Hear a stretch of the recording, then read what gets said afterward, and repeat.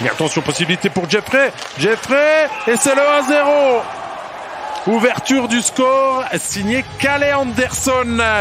Dès la fin de la pénalité, le CP Berne, qui avait emmagasiné du coup de la confiance, en profite et surtout profite de l'erreur de Chris Egli là, qui a perdu le puck contre la bande pour le laisser à Jeffrey.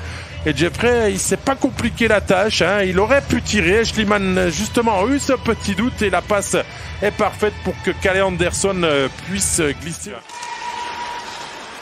Lundström. La passe pour Corvi. Et ça fait un partout. Quel transversal signé David Lundström pour Enzo Corvi. Davos est quand même parvenu à le marquer, ce but. Qui d'autre que le top scorer pour son 11e de la saison.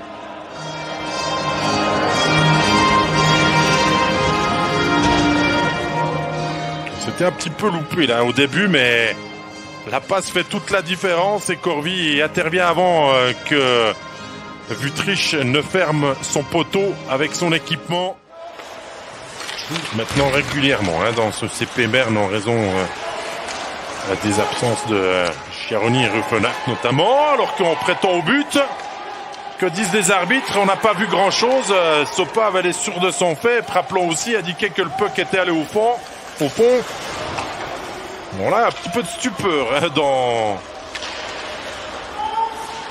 cette séquence et les arbitres vont interrompre tout ça pour certainement aller à la vidéo. Le geste est assez clair, vous ne l'avez pas vu, mais Sopa a peut-être marqué. Pas de but sur la glace, ont répété les arbitres. On va revoir avec cette caméra depuis en haut. Se concentrer où va taper le puck. Ah, il est au fond. Il est au fond. Kalle Sopa a bien marqué le 2-1 pour le CP Berne. Les arbitres, monsieur Tcherik, font le geste que avant d'aller contrôler, pour eux, il n'y a pas but, mais on va passer sur le 2-1. 25-59 où ça s'est arrêté, mais ça s'est passé un petit peu avant 25-59, tout ça. Ça ne devrait normalement pas prendre trop de temps à vérifier pour monsieur Wiegand et Tcherig. Just wait. No. Oh, do you want to wait? Yeah. Yeah. Back inside. You're good. Bon, voilà, je vous l'ai dit, c'est allé très très vite. Et Kalle Sopa va marquer son premier but en National League. Il avait été l'auteur de 9 buts, 12 assists avec la Chaux de Fonds. Et là, jolie première réussite qu'on a failli lui voler parce que personne n'a vraiment compris ce qui s'était passé. Et Kalle Sopa fêté par Tristan Chervet et par ses coéquipiers en entier. Berne repasse devant sans vraiment avoir réagi. On va dire qu'ils ont subi le jeu et que derrière, sur une occasion qu'ils n'avaient pas vraiment une, Sopa là est 30 minutes. Ça passe avec Koneker et ça fait 3. Ça transperce Schliemann. Et c'est bien le CP Berne qui fait très très mal dans ses actions aiguisées aujourd'hui à cette équipe du HC Davos. Koneker encore décisif. En plus de ses nombreux buts et points, il inscrit souvent des réussites importantes dans un match et celle-ci, je peux vous dire qu'elle va compter. Mais entre le bras et le corps, là, Schliemann pas impeccable sur cette non-intervention finalement de sa part. Le puck était normalement pour lui. Et Berne, juste avant le gong, il vient se donner un petit matelas très il revient devant le filet de Wüthrich quasiment pour la première fois de Stier et ça fonctionne. 3-2.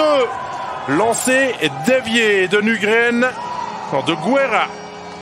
Et à la déviation, c'est Valentinus Baumer qui marque le but de l'espoir pour ses couleurs. Ce qu'il a manqué avant est désormais officiellement digéré.